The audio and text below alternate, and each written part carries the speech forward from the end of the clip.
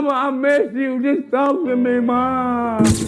I had that one viewer, and that viewer made me keep going. I swear to God, Chad. I don't give a fuck. All right, okay, all right. I don't give a fuck. All right. I'm gonna be on the record.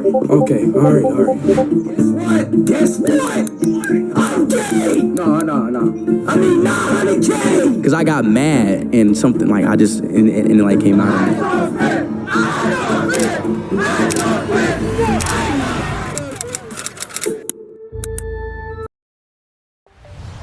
YouTube world का एक ऐसा creator जिसका दिमाग कभी stream पे होता है और कभी आउटर स्पेस में, जो एक सेकेंड में चिल करता है और अगले ही सेकेंड में अपना माइक तोड़ देता है।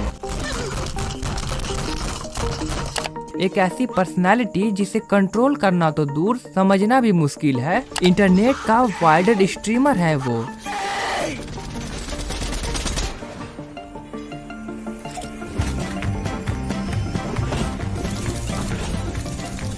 जो कभी रोनाल्डो का भक्त बन जाता है और कभी बिना सोचे समझे फायर क्रैकर हाथ में ले लेता है, और वो भी लाइव स्ट्रीम पर।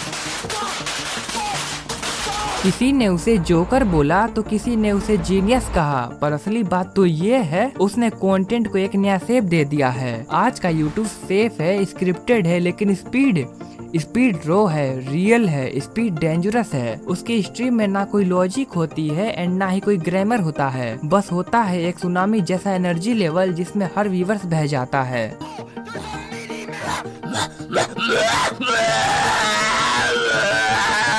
वो कभी भगवान के नाम से स्ट्रीम शुरू करता है और कुछ मिनट्स बाद गेम के कैरेक्टर पर ही गाली बरसा देता है। कभी सारे कपड़े उतार कर दौड़ने लगता है, कभी आंख बंद करके मेडिटेशन करता है, और कभी इंडिया आ जाता है नमस्ते कहकर सबका दिल जीत लेता है। तो सवाल ये है, ये सब ड्रामा है या असली आइसो स्पीड यही है? आज हम बात करेंगे उस लड़के की जिसके पास ना कोई फिल्टर है और ना ही फेक स्माइल। उसके पास सिर्फ एक ही चीज है, मैडनेस, जो दुनिया एंटरटेन करती है। ये स्टोरी सुनने में जितना क्रेजी लग रहा है उतना है नहीं, क्योंकि ये स्टोरी एक ऐसे लड़के की है जिसने जीरो से स्टार्ट करके अप्रोक्स 40 मिलियंस का जर्नी अकेले ही तय किया, बिना किसी के सपोर्ट के। Welcome to the world of iso speed.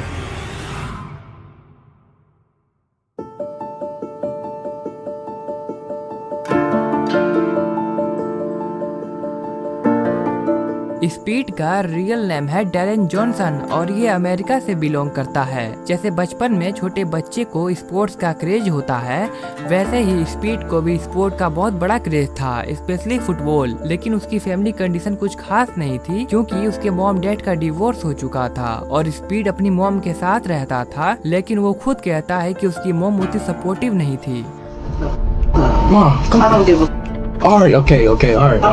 Got a boyfriend. Why don't every time I'm talking You just gonna disrespect what I say, right? No, you shut up.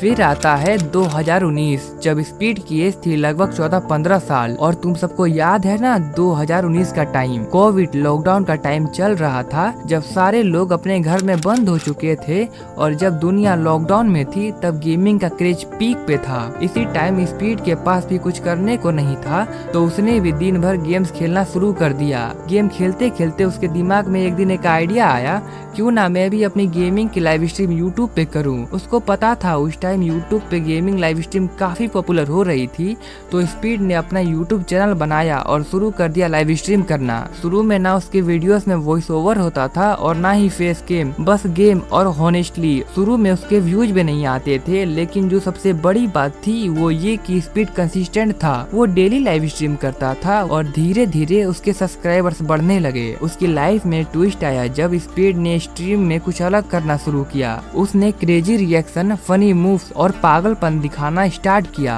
और audience को ये सब देखना बड़ा पसंद आया। उसके फनी क्लिप्स लोग उठा के टिकटॉक और इंस्टाग्राम रील पे डालने लगे, यानी एक प्लेटफॉर्म से निकलकर स्पीड मल्टीपल प्लेटफॉर्म पे वायरल होने लगा। और एक दिन स्पीड ने अपना सब्सक्राइबर काउंट का लाइव स्ट्रीम चालू किया। बस नॉर्मल स्ट्रीम चल रही थी, लेकिन उस दिन कुछ ऐसा हुआ कि खुद स्पीड ने भी नहीं सोचा होगा। लोगों को उस लाइव स्ट्रीम में उसके रिएक्शन इतने फनी लगे, जैसे जब कोई उसको अनसब्सक्राइब करता वो पागल जैसा रिएक्ट करता, और जब कोई उसको सब्सक्राइब करता तो खुशी से नाचने लगता। ये स्ट्रीम इतनी वायरल हो गई कि अगले दिन तक उसके चैनल पे 500 के सब्सक्राइबर्स हो गए और 2-3 दिन में ही 1 मिलियन। कैन यू इमेजिन भाई, 1 million subscriber, sound like crazy. तब स्पीड ने हिस्ट्री क्रिएट कर दी क्योंकि इतनी जल्दी किसी ने इतने सब्सक्राइबर्स नहीं कमाए थे।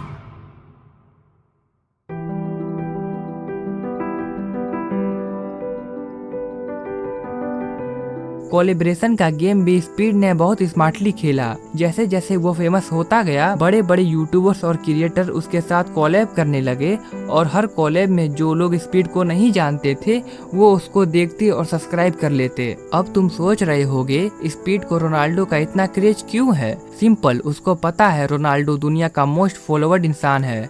इंस्टाग्राम पे भी सबसे ज्यादा फॉलोवर्स उसी के हैं। हर कंट्री में रोनाल्डो का फैन बेस बहुत तगड़ा है। एक बार स्पीड के लाइव स्ट्रीम पे किसी ने पूछा तेरा फेवरेट फुटबॉल प्लेयर कौन है और स्पीड ने रेंडमली फनी नंबर बोल दिया 7। बस वो क्लिप वायरल हो गई। तब स्पीड ने समझ लिया कि अगर वो रोनाल्डो का नाम लेगा तो रोनाल्डो के फैंस ऑटोमेटिकली उसके कंटेंट में अट्रैक्ट हो जाएंगे।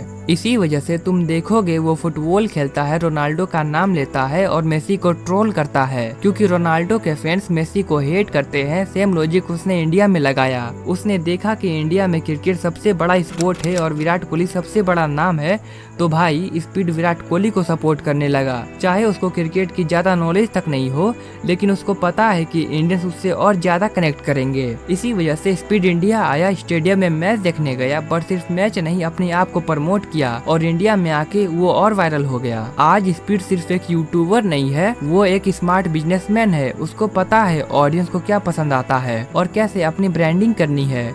अभी रिसेंटली जब उसने वर्ल्ड टूर किया तो इंडोनेशिया में उसकी स्ट्रीम पे 1 मिलियन लाइव वॉचिंग तक पहुंच गई थी और उसने वहां भी हिस्ट्री क्रिएट कर दी। लेकिन भाई ये सब ऐसे ही नहीं मिला उसको। जैसे मैंने शुरू में बोला, स्पीड ने बहुत हार्ड वर्क किया है। उसकी फैमिली सपोर्टिव नहीं थी, फाइनेंशियल स्ट्रगल थे, लेकिन उसने कभी कंसिस्टेंसी नहीं छोड़ी और आज वो दुनिया के टॉप स्ट्रीमर में से एक बन गया है।